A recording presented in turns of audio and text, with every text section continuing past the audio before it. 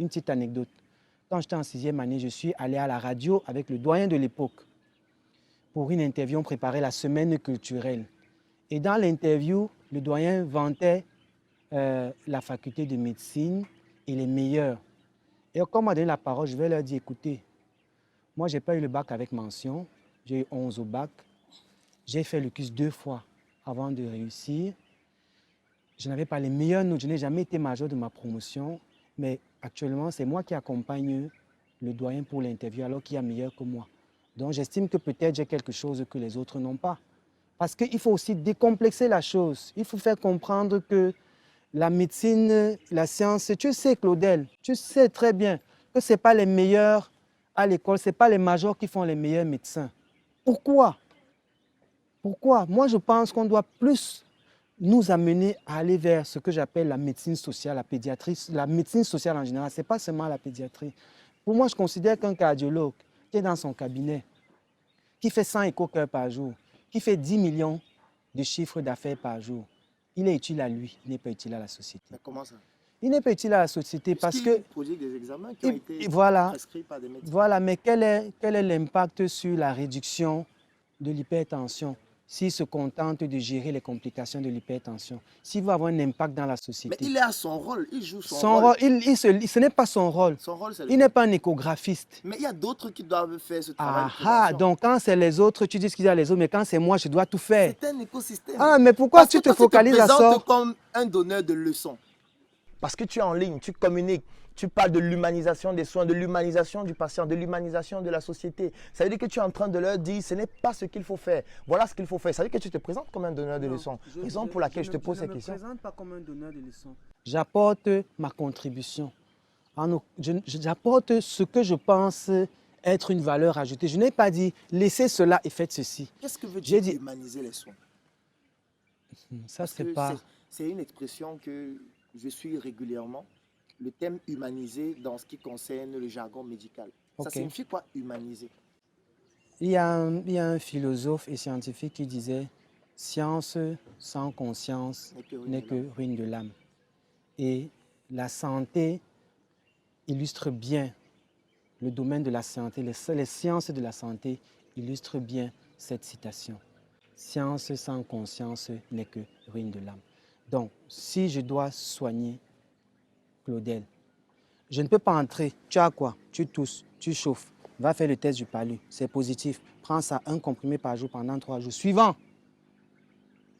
Beaucoup soignent comme ça. Ça veut dire que vous remettez donc en question aussi la prise en charge de la COVID-19? Je n'invente rien. Parce que la COVID-19, c'est ce qu'on fait. Je n'invente rien. Je n'ai pas inventé la roue. Ce que je dis, je n'ai pas la prétention d'avoir découvert quoi que ce soit. On sait tous que la consultation médicale, c'est quelqu'un qui entre dans la vie privée de l'autre.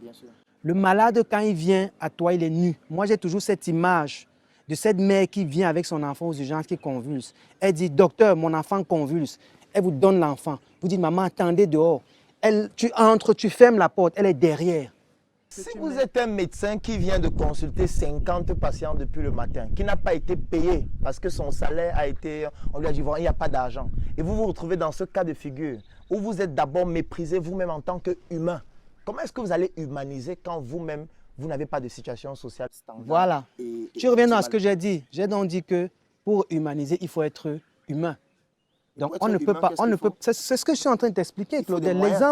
L'exemple que je t'ai pris, je suis en train de te l'expliquer. Pour le faire, il faut des moyens. Il faut des moyens. Il faut une certaine stabilité sur le plan comme financier. Comme dans tout, on est dans un processus. Et lorsqu'on n'a pas ces moyens, on doit être exclu de l'humanisation.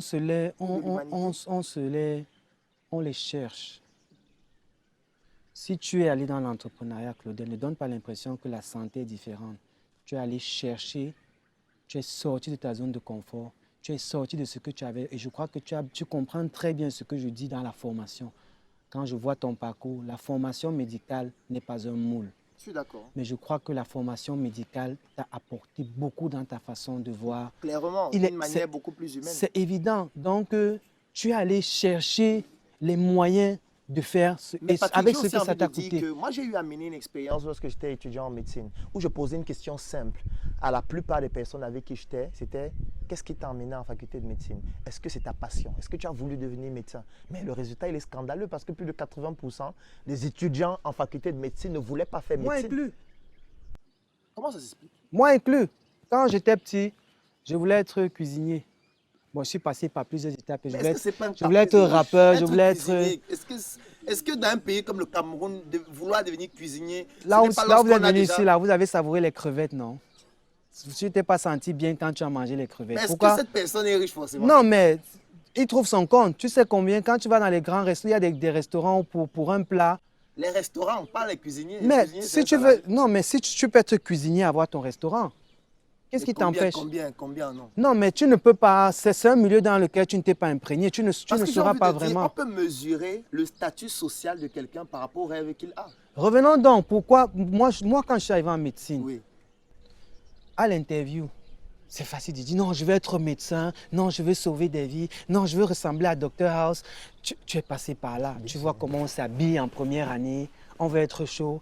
Dès qu'on dit docteur, en première année là, tu dis, tu sens le charisme, tu te projettes. Mais à un moment, tu te poses des questions fondamentales et je crois que c'est généralement le paradigme vient, le choc vient à deux moments. Quand tu finis tes sciences fondamentales et que tu commences avec la clinique Oui. et quand tu pars sur le terrain. Voilà les deux moments où les gens abandonnent. Beaucoup de médecins ont fait une dépression en troisième année, moi inclus. Parce que le choc, la différence entre la clinique, les amphis, la vie de famille, là où on te place, parce qu'en troisième année, on te considère comme un docteur, c'est violent. Est-ce que ce n'est pas parce qu'il n'y a pas d'argent? Je ne peux pas te répondre, Claudel. Je t'aurais répondu si en faisant un autre système, j'avais fait un autre système pour comparer. Donc pour moi, comparaison, je ne peux pas comparer. Mais je pense que nos médecins ne donnent pas 30% de ce qu'ils sont capables de donner dans le contexte actuel.